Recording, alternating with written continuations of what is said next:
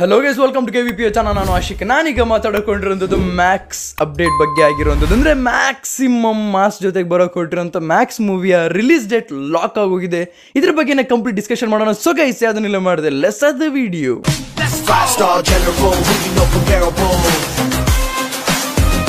ಈ ಮಂತಲ್ಲಿ November month start ಆದಾಗಲೇ ಹೇಳಿದ್ದೆ, ಈ ಮಂತಲ್ಲಿ ಮ್ಯಾಕ್ಸಿಮಮ್ ಅಪ್ಡೇಟ್ ಇದೇ ಮಂತಲ್ಲಿ ಬರೋಕೆ ಹೊರಟಿರೋಂಥದ್ದು. ಆ್ಯಂಡ್ ರಿಲೀಸ್ ಡೇಟ್ ಬಗ್ಗೆ ನಾನು ಯಾವಾಗಲೂ ನವಂಬರಲ್ಲೇ ಇಟ್ಕೊಂಡಿದ್ದೆ, ಆದರೆ ಡಿಸೆಂಬರಿಗೆ ಯಾವುದೇ ಕಾರಣಕ್ಕೂ ಎಕ್ಸ್ಪೆಕ್ಟ್ ಮಾಡಿರಲಿಲ್ಲ. ಆ ವಿಷಯಕ್ಕೆ ಬರ್ತೀನಿ. ಆದರೆ ಇಲ್ಲಿ ನವಂಬರ್ ಸ್ಟಾರ್ಟಿಂಗಿಂದ ನಾನು ಹೇಳ್ತಿದ್ದೀನಿ ಅಂತಂದರೆ ಒಂದು ಅಪ್ಡೇಟ್ ಬರೋಕೆ ಹೊರಟಿದೆ ಆದಷ್ಟು ಬೇಗ. ಅಂದರೆ ರಿಲೀಸ್ ಡೇಟ್ ಬಗ್ಗೆ ಅಂತಲೂ ಕೂಡ ರೂಮರ್ ಇತ್ತು. ಅದಾದಮೇಲೆ ನಮಗೆ ಗೊತ್ತಾಗಿದ್ದು ಯಾವಾಗಂದರೆ ಆಫ್ಟರ್ 15th ಗೊತ್ತಾಗಿದ್ದು ರಿಲೀಸ್ ಡೇಟ್ ಲಾಕ್ ಆಗೋಗಿದೆ. ಅದರದ್ದು ಅನೌನ್ಸ್ಮೆಂಟ್ 27ನೇ ತಾರೀಕಿದೆ ಅಂತಲೂ ಕೂಡ ರೀಸೆಂಟ್ ಅಪ್ಡೇಟಲ್ಲಿ ನಾನು ಕೊಟ್ಟಿರೋವಂಥದ್ದು. ಈಗ ಡಿಸೆಂಬರ್ 25ಕ್ಕೆ ವರ್ಲ್ಡ್ ವೈಡ್ ರಿಲೀಸ್ ಆಗಿ ಕೊಟ್ಟಿದೆ ಅಂತ ಅದರದ್ದೇ ಆದಂಥ ಒಂದು ಪರ್ಟಿಕ್ಯುಲರ್ ವಿಡಿಯೋ, ಮಾಸಿ ಆಗಿರೋವಂಥ ಒಂದು ಫೈಟ್ ಆ್ಯಕ್ಷನ್ ಸೀಕ್ವೆನ್ಸ್ನ ಬಿಟ್ಟಿದ್ದಾರೆ. ಅದ್ರ ಜೊತೆಗೆ ಅಂದರೆ ರಿಲೀಸ್ ಡೇಟ್ನ ಅನೌನ್ಸ್ಮೆಂಟ್ ಮಾಡಿದ್ದಾರೆ. ಅಂದರೆ ಒಂದು ಗ್ಲಿಮ್ಸ್ ಜೊತೆಗೆ ಅನೌನ್ಸ್ಮೆಂಟ್ ಮಾಡಿದ್ದಾರೆ ಅಂತಲೇ ಹೇಳ್ಬೋದು. ಇದಲ್ದಲೇ ನನಗೇನು ಅನಿಸುತ್ತೆ ಅಂತ ನಾನು ನಿಮಗೆ ಹೇಳೋಕೆ ಹೊರಟಿರೋವಂಥದ್ದು. ಈಗ ಡಿಸೆಂಬರ್ 25ಕ್ಕೆ ರಿಲೀಸ್ ಆಗಿ ಕೊಟ್ಟಿದೆ. ಸ್ವಲ್ಪ ಕ್ಲಾಶ್ ರೀತಿ ಮಾಡಿದಿದ್ರೆ ಇನ್ನೂ ಅದ್ಭುತವಾಗಿರೋದಲ್ವ?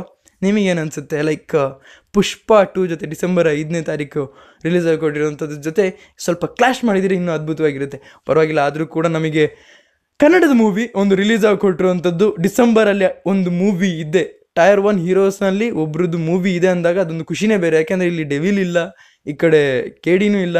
ಆ್ಯಂಡ್ KD ನಾನು ಎಕ್ಸಾಕ್ಟ್ಲಿ ಹೇಳೋದಾದರೆ ಪ್ರೇಮ್ ಅವರ ಮೂವಿ ಯಾವ ರೀತಿ ಅಪ್ಕಮಿಂಗ್ D58 ಯಾವ ರೀತಿ ಇರುತ್ತೆ ಅನ್ನೋದು ಕೂಡ ನಾನು ಇದರಲ್ಲಿ ನೋಡೋಕೆ ಹೊರಟಿದ್ದೆ.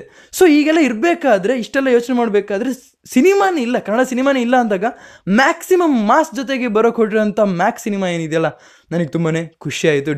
ಡಿಸೆಂಬರ್ 25ನೇ ತಾರೀಕು ಅಂದರೆ ರಿಲೀಸ್ ಡೇಟ್ ನೋಡಿ ನನಗೆ ತುಂಬಾ ಖುಷಿ ಆಯಿತು ಅಂತಲೇ ಹೇಳ್ಬೋದು. ಎಷ್ಟು ಜನ ಸುದೀಪಿಯನ್ಸ್ ಏನಿದ್ದೀರಲ್ಲ ದಯವಿಟ್ಟು ಕಮೆಂಟ್ ಸೆಕ್ಷನ್ ತಿಳಿಸಿ ನಿಮಗೇನು ಅನಿಸ್ತು ಅಂತ. ಒಟ್ಟಿಗೊಬ್ಬ 3 ಆಯಿತು. ಅದಾದಮೇಲೆ ಏನೇ ಬಂದರು ಅಂದರೆ ಅವ್ರ ಮೂವಿನ ಅಥವಾ ಏನೇ ಬಂದ್ರೂ ನನಗೆ ಒಂಥರ ಏನೋ ಅಂತಾರೆ ಅಂದರೆ ಇವ್ರ ಮೂವಿ ಲೈನಪ್ ಹೆಂಗೂರು ಅಂದರೆ ವಿಕ್ರಾಂತ್ ರೋಣ ಕೂಡ ಅದ್ಭುತವಾಗಿರೋಂಥ ಮೂವಿನೇ, ಆದರೆ ಸ್ಟೋರಿ ವೈಸ್ ಅಲ್ಲ.